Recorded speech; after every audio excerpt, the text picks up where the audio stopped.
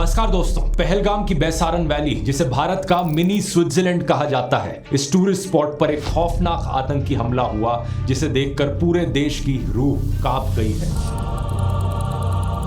अभी तक की जानकारी के अनुसार इस आतंकी हमले में कम से कम 26 लोगों की जानें जा चुकी हैं। कोई भी समझदार इंसान, कोई भी समझदार बच्चा तक ये समझ सकता है कि देश की सुरक्षा चुनी हुई सरकार की जिम्मेवारी है। तो सवाल उसी से पूछा जाना चाहिए। एक के बाद एक आतंकी हमले हुए जा रहे हैं और देश की मीडिया में हिम्मत नहीं है सरकार से सवाल करने की। नमस्कार दोस्तों, मैं ध्रुव राठी नहीं हूँ, मैं हूँ गौरवी। मैं पहली बार एक वीडियो ऐसा बना रहा हूँ और खासकर मेरे को एक बंदा है ध्रुव राठी, उसने मेरे को ये मजबूर कर दिया बनाने के लिए, क्योंकि मैं चाहता हूँ कि मैं अपने पूरे इंडिया क्या पूरे दुनिया में ये बात बोल दूँ कि हर एक चीज एक तरफ हिंदू मुसलमान भारत में इशू होता है, बाहर इशू होता है। मैं तो सबसे प्रेम करता हूँ, ऐसी बात नहीं है कि मैं किसी को हेट करता हूँ। आदमियों को स्पेशली रिलीजियस थिंग्स, मैं खुद रिलीजन इतना नहीं रखता मेरे लिए मायने रखता है इंसानियत। मैं यहाँ पे बात करना चाहता हूँ ध्रुव राठी के बारे में। इतना बड़ा इंसिडेंट हुआ है, उन्होंने उनके जो व्यूअर्स हैं 32 मिलियन व्यूज आते हैं उनको अपने वीडियोस पे,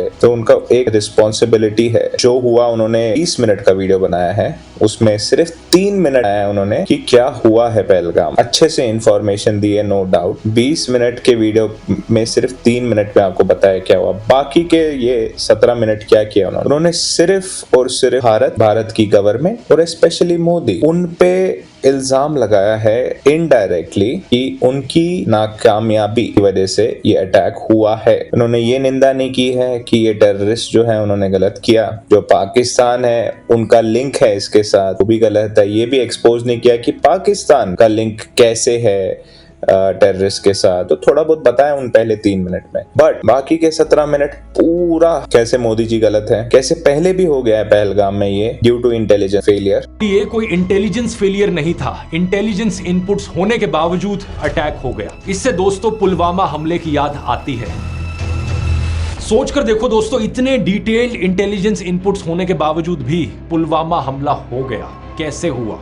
सवाल ये उठता है। मुझे तो पता नहीं, क्या आपको पता है? अगर मुझे नहीं पता, आपको नहीं पता, तो किससे पूछना चाहिए कि चूक कहां हुई? यहाँ पे इवन शशि थरूर बोलते हैं कि ऐसा नहीं कहना चाहिए, क्योंकि कश्मीर में सिर्फ साल में एक ही बार उन्होंने ये मिलिटेंट सोचते चलो हाँ जाग जाते हैं, बोलते चलो हम अटैक करेंगे। ये अटैक्स एटलीस्ट 100, 200, 300 अटैक्स होते जो प्लान करते ये लोग, उसमें से आ जाके एक हो जाता है। ठीक है, इंटेलिजेंस हो या ना हो, बट इसको कहते हैं फटीग। अगर आप 1000 मिसाइलें चलाएं, जैसे इजराइल के ऊपर पैलेस्तीन चलाता है, उसमें से कोई ना कोई मिसाइल एक आधा लैंड कर जाए, वैसे ही पहलगाम या कश्मीर या जम्मू या ऑल दिस एरियाज जो टेररिज्म से अफेक्टेड हैं, आप 100 प्लान बनाएंगे, एटलीस्ट एक प्लान लग जाएगा। इसका ये मतलब नहीं है कि मैं कह रहा हूँ नहीं इंडियन गवर्नमेंट परफेक्ट है। ऑब्वियसली कोई परफेक्ट नहीं होता है, हम सारे इंसान हैं। इजराइल जैसा नेशन जिसका टेक्नोलॉजी इतनी एडवांस्ड है, उधर भी आयरन डोम होने के बाद भी एक आध मिसाइल गिर जाती। इंडिया तो थर्ड वर्ल्ड कंट्री मानते हैं सब लोग, तो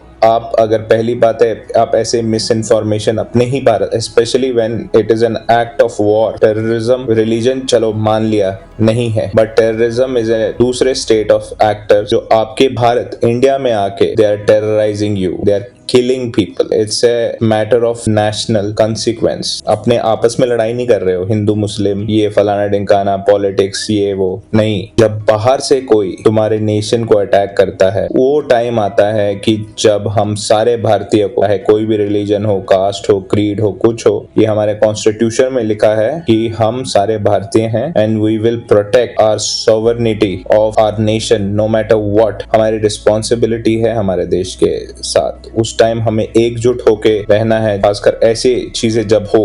और हम अपनी भारत की, ये ध्रुव राठी ने तो 20-30 मिनट लगा दिए, 17 मिनट लगा दिए मोदी जी को बोल के कि हाँ यार इनडायरेक्टली कि तुम्हारी गलती है। लास्ट टाइम भी पहलगाम में यह अटैक हुआ था, हमने 10 बार इंटेलिजेंस बोली आपको, आप तो सो रहे थे, आपको अपनी सत्ता चलानी थी, बट ऐसा नहीं होता। इवन शशि थरूर ने अच्छे से बताया है, ये देखिए आप। Look, as far as intelligence failure is concerned, it's obvious that there was not foolproof intelligence. Obviously, there was some failure, but the question is whether the inevitable investigation that is required should be the priority now, or whether a credible response should be the priority now. In due course, there will have to be an investigation by the government, because it's the government's own responsibility to fix accountability and figure out what happened. And I hope they will do so. But we've got the example of Israel, October 7th. The world's best intelligence services, according to everybody, were taken by surprise on October 7th, just 2 years ago. And my own view very clearly is that it seems to me that just as the Israelis are waiting till the end of the war before they demand accountability and answers, similarly, we too should first see the present crisis through, and then definitely there should be an accounting. But I don't expect at any time now or in the future that any country will ever have 100% foolproof intelligence. Sometimes you succeed, sometimes you don't. We'll never know about the various terror attacks that were successfully thwarted. We only know about the ones we failed to thwart. That is normal in any kind of relationship.